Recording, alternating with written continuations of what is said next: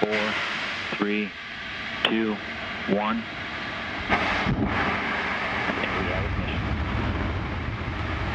And we have liftoff of Antares with the Orbital 3 mission, delivering Cygnus on its third CRS mission to the ISS. Got main engines at 108%. Avionics power nominal.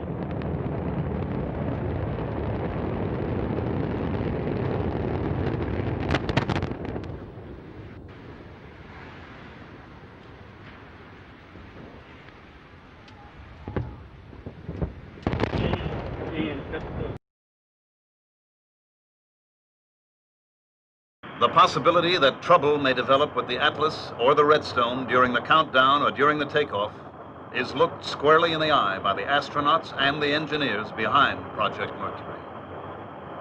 This booster was not a Mercury vehicle, but imagine the worst possible situation for the astronaut, that his capsule is now mounted on top of this Atlas. The escape rocket takes the capsule away from the booster.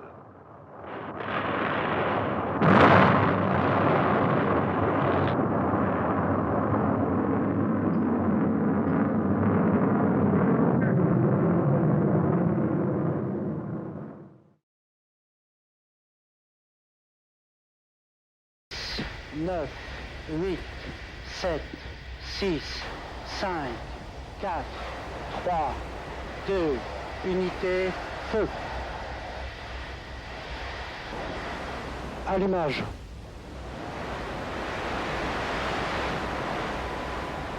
Décollage.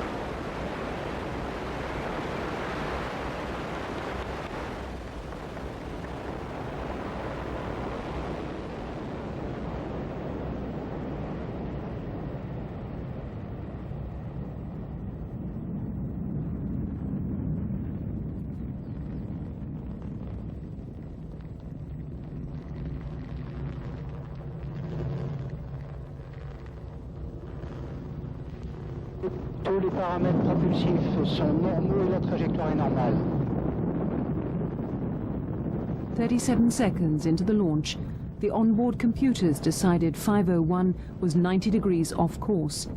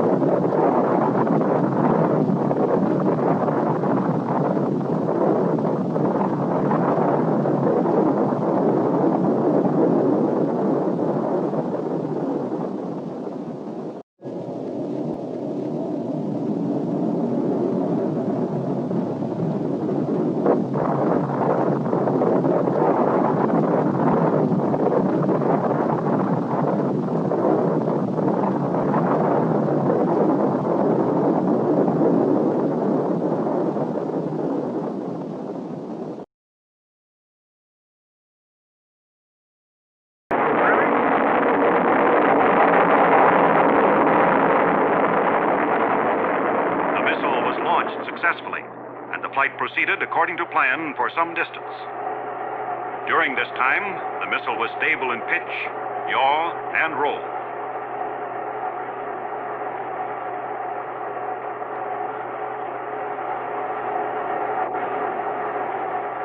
Then a failure occurred involving one engine. And shortly thereafter, another engine also lost power. It was therefore necessary for the range safety officer to destroy the missile by remote control.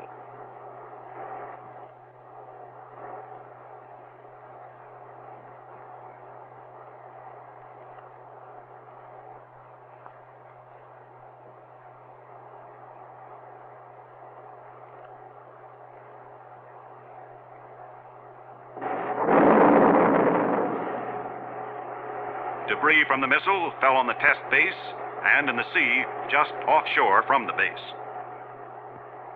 Nearly all critical components were recovered.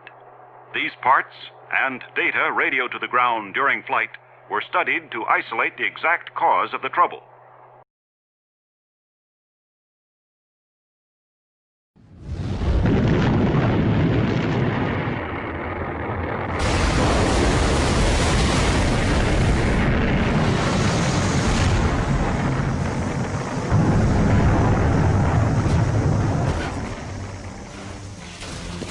1 in 5 Titan rockets fail. Tough odds if you're a rocket man.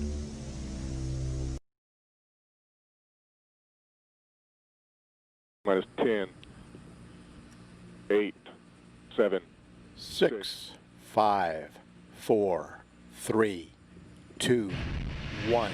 Ignition sequence start and liftoff of the SpaceX Falcon 9 rocket, adding to the International Space Station access for future American rockets. And Falcon has cleared the tower. Stage 1 propulsion is nominal.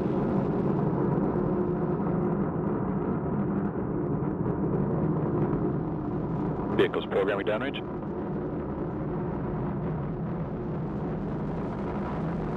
Stage 1 propellant utilization is active.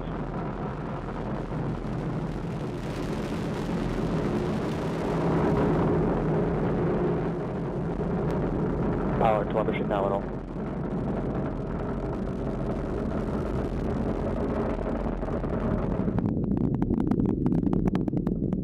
Power and telemetry remain nominal.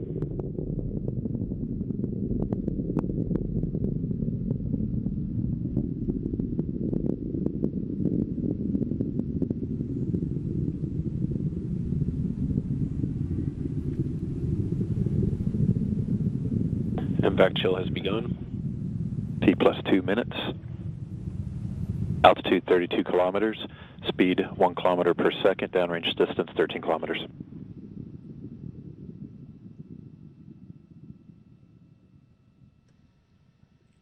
Data coming back shows vehicle on course, on track.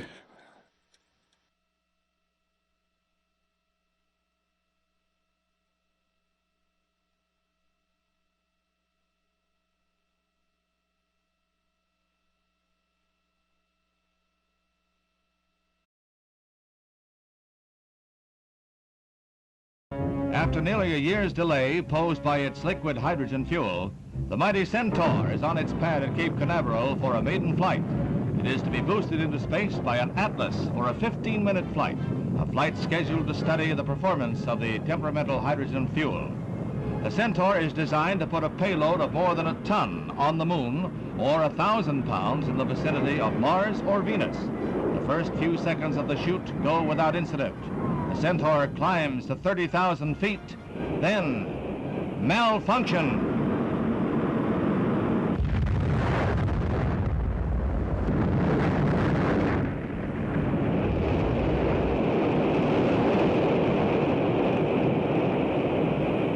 The immediate cause of the explosion is not known.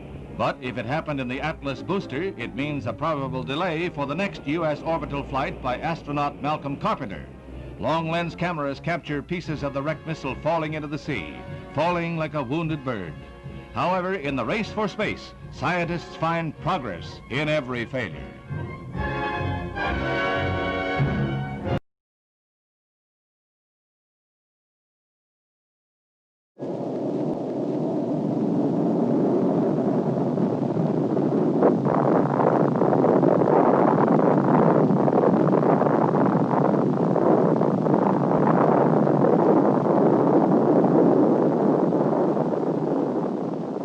This is not a common occurrence.